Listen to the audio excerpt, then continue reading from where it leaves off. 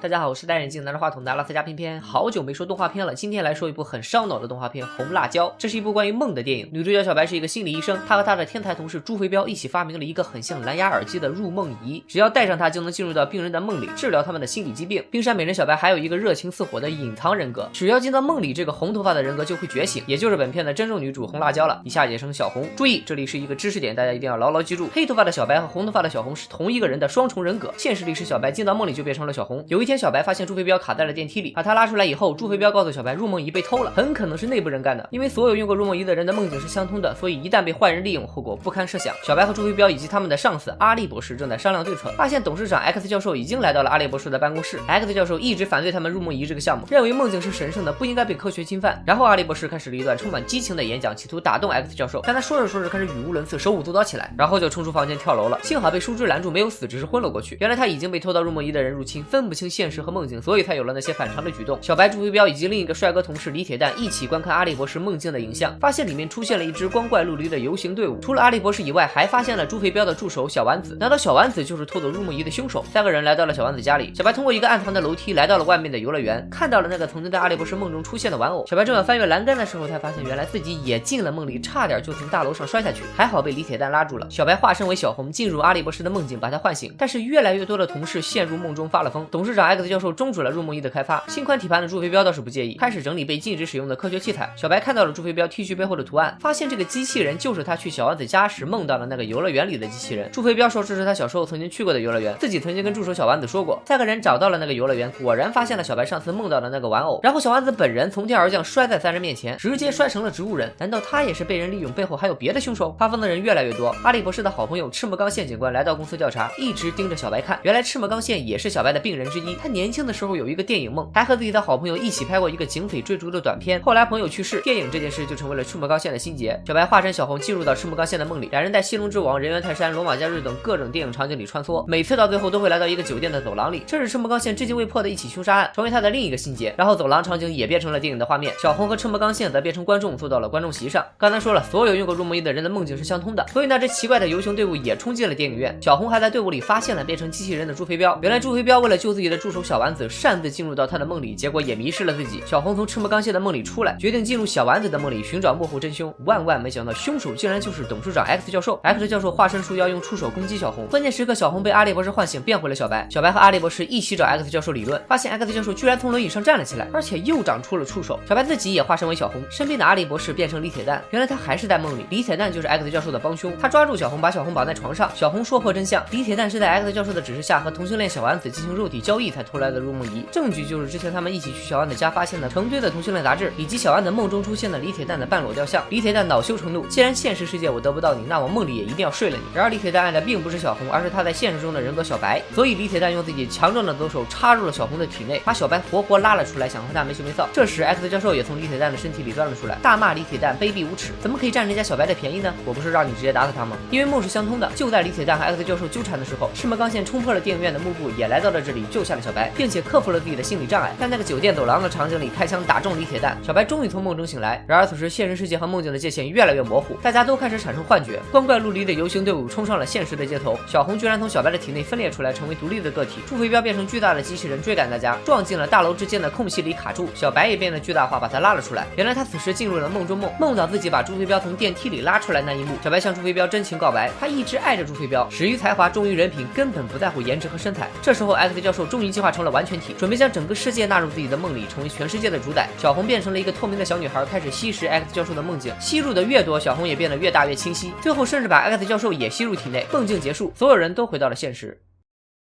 是指偏偏看过的最具想象力的动画电影。小红在梦里不断改变装束，孙悟空、小红帽、匹诺曹、小精灵、美人鱼，甚至是埃及神话里的怪兽斯芬克斯，各种匪夷所思的转场将梦中梦无缝衔接。尤其是那几个电影梦的转换，令人拍案叫绝。而大决战全民皆梦的一段，其实是讽刺日本社会的各种问题，比如上班族压力太大，自杀率越来越高；年轻女学生搞援交出卖色相，男的要么就是喜欢偷窥的猥琐大叔，要么就是不求上进的死宅男；资本家们争权夺利，宗教泛滥蛊惑人心等等。红辣椒不愧是金敏大师的经典名作，强烈推荐大家看看完整版。拜了个拜。